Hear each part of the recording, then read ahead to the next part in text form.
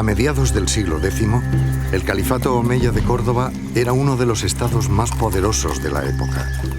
Embajadores de todas partes acudían ante el califa para ofrecer su obediencia o su alianza.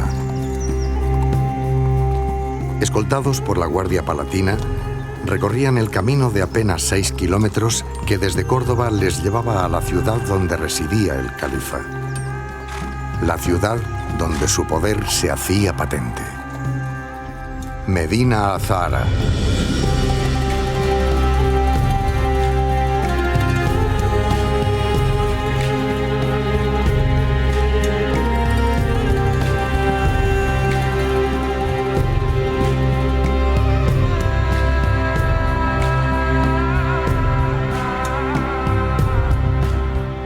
Es fácil localizar Medina Azahara a vista de pájaro.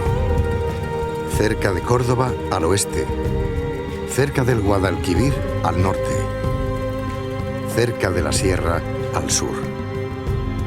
Un emplazamiento exacto.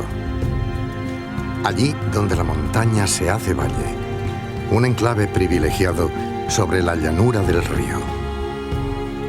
Un lugar que nunca era de paso, sino de visita obligada. Nada dejó al azar el califa Abderramán III. Las obras, iniciadas en torno al año 936, terminaron una década después. Demasiado opulenta, en opinión de algunos, demasiado codiciable en la imaginación de muchos, la ciudad apenas sobrevivió 80 años. Construida sobre diversas terrazas, la parte más alta de Medina Azahara quedó reservada para el alcázar.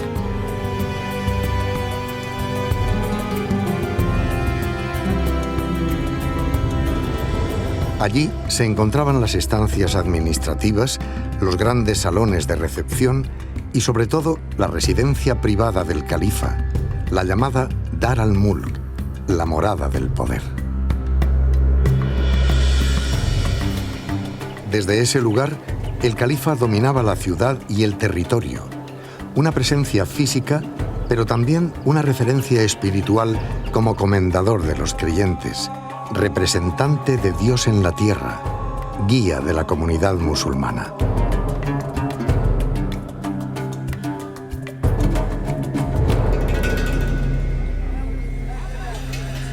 La mezquita principal, o aljama de Medina Azahara, se encontraba en el otro extremo del alcázar.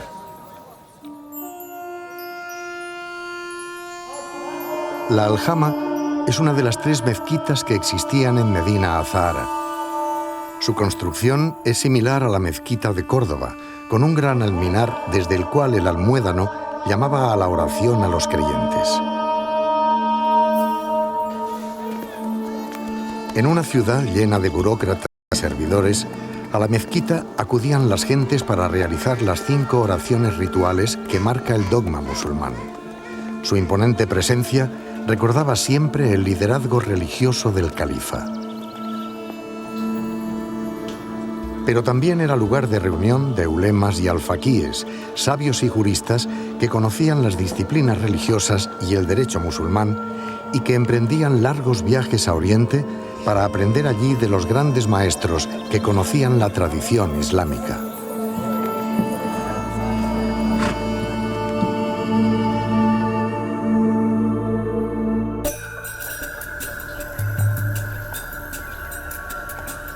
Siendo la sede central del califato, Medina Azahara estaba protegida por una potente muralla con torres.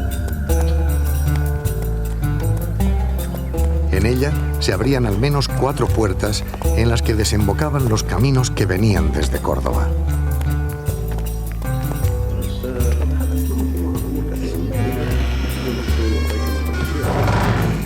La puerta norte estaba reservada para recibir los aprovisionamientos que diariamente necesitaban los habitantes del alcázar. Una vez franqueado el paso, porteadores y visitantes entraban en la zona de servicio del alcázar. Con algunas partes cubiertas y pasajes iluminados artificialmente, una rampa servía para comunicar entre sí las 2 terrazas superiores de la ciudad. Por allí pululaban militares y sirvientes que se dirigían a las distintas estancias dentro del palacio.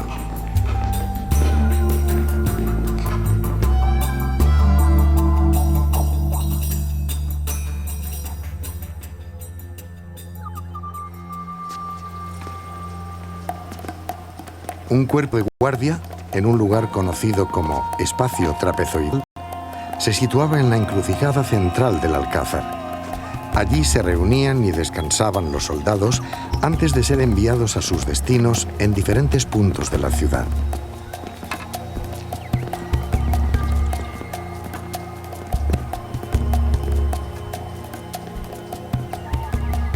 Junto a este cuerpo de guardia, una escalera también permitía salvar el desnivel entre las dos terrazas.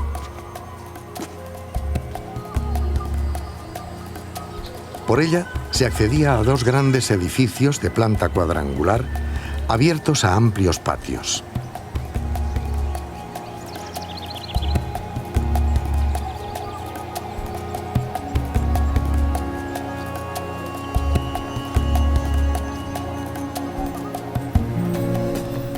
En el escalón inferior, las viviendas de servicio atendían las necesidades de los principales habitantes del Alcázar: el califa, sus mujeres, su heredero y los grandes dignatarios.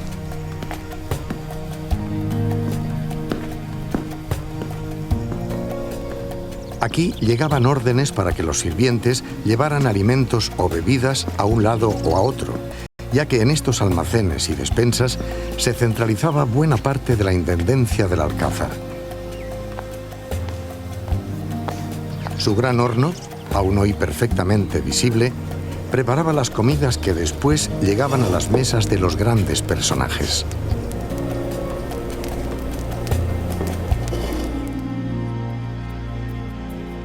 Las dependencias de los altos dignatarios formaban un mundo distinto.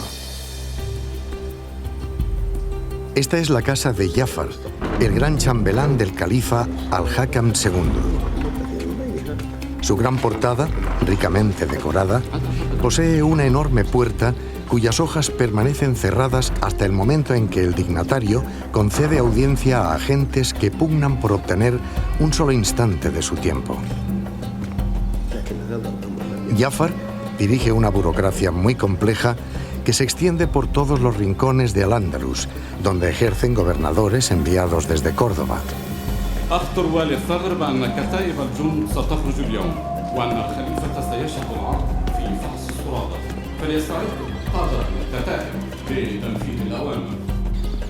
Las salas donde Jafar concede sus audiencias y despacha sus asuntos están claramente separadas de su propia residencia.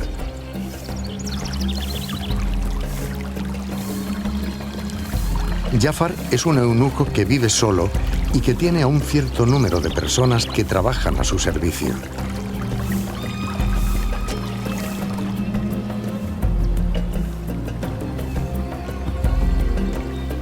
Estas gentes se mueven por distintas habitaciones que se abren a pequeños patios en los que predomina un pavimento de mármol violáceo muy extendido por otras zonas del Alcázar.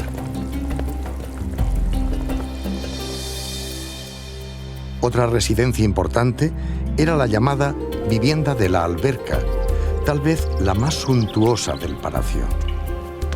Dos portadas simétricas, construidas sobre tres arcos de herradura, se abrían a un jardín interior regado por una alberca que dotaba al conjunto de una exquisita armonía.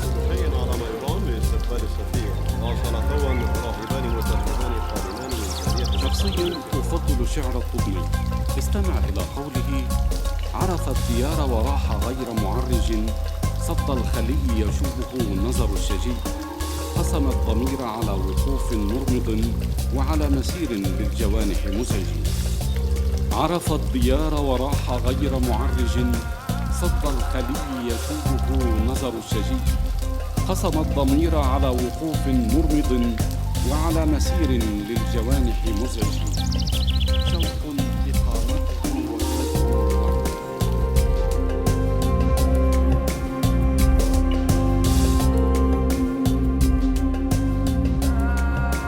Pero el Alcázar de Medina Azahara no solo era el lugar de residencia del califa, también constituía un colosal escenario de poder.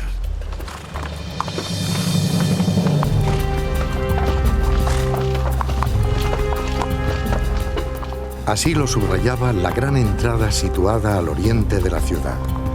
Este pórtico se abría a una explanada donde se celebraban las paradas y los grandes alardes que precedían al envío de las expediciones militares y que eran inspeccionados por el califa en persona.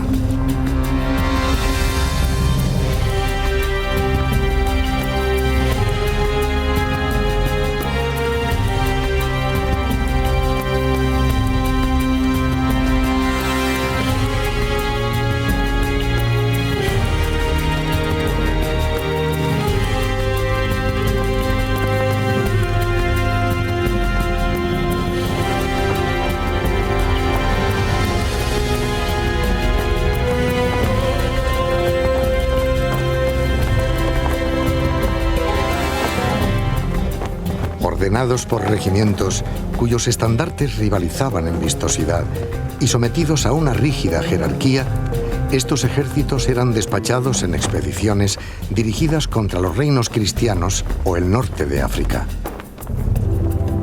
La gran puerta oriental servía también de entrada a las embajadas, que eran siempre recibidas con grandes honores.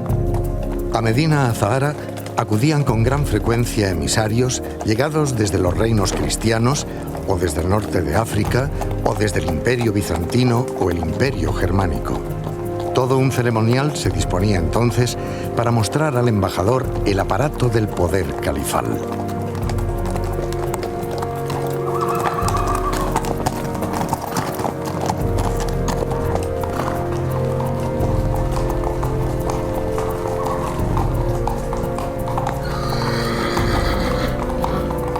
El embajador debía sentirse sobrecogido entre los muros de la ciudad de la que tanto había oído hablar y que ahora veía por primera vez.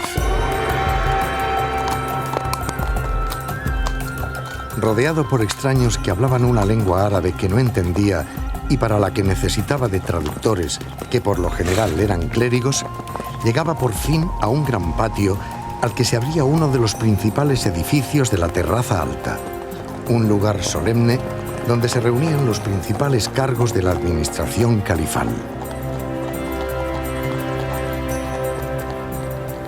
Tras haber descabalgado, el embajador era recibido con grandes muestras de hospitalidad.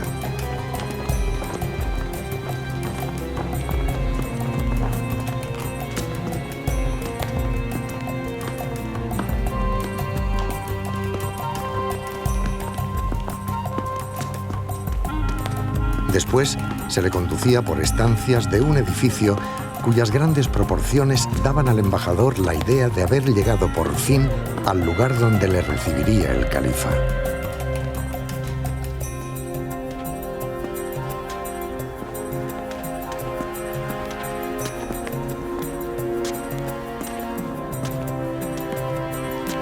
Sin embargo, no era así. El estricto ceremonial imponía al embajador una larga espera hasta que por fin llegaba la orden de dirigirse al lugar donde se encontraba el califa.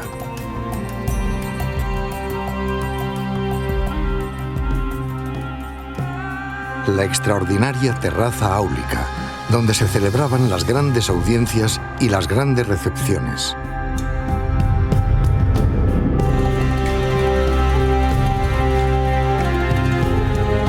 El lugar central de Medina Azahara, en el que se encontraba un amplísimo jardín regado por las aguas de 4 albercas que rodeaban un suntuoso pabellón.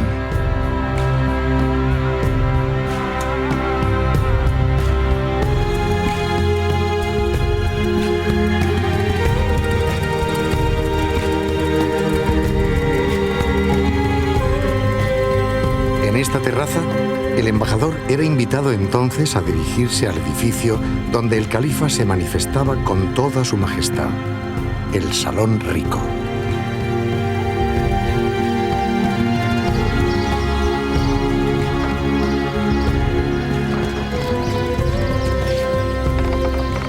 Nada de cuanto hubiera visto hasta entonces el embajador podía compararse a la visión que ahora se abría ante sus ojos.